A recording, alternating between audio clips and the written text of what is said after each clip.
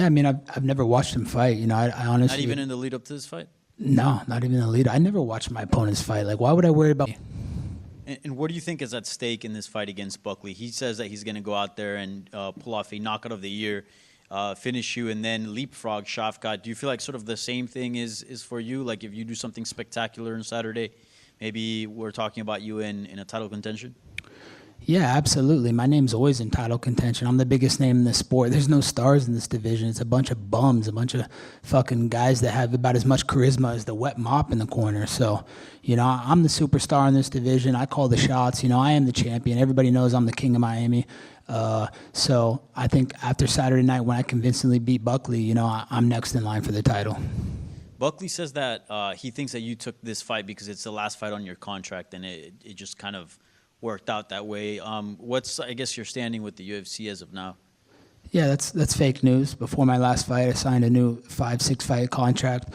You know, I'm a lifetime UFC fighter. I'm not going anywhere, and I never will. You know, even if it was the last fight, I would never leave. Like I'm staying here in the UFC. I love the UFC. They've done such good business for me. They brought a kid from a small town in Oregon that had nothing, you know, a blue collar family, you know, a suburb area where I came from, into a multi-million-dollar athlete. So, you know, I'm super thankful to the UFC, grateful, and I'll be here forever. I'm not ever going to entertain another organization or going and doing these gimmick fights. You know, I'm not about that. It's not about the money anymore. It's about honor. It's about respect and paying respect to the company that gave me everything. So, UFC, I'm a lifetime UFC fighter. Just a couple quick ones. I know you go in well prepared for these fights. Joaquim Buckley has been killing it at 170. He's 4-0.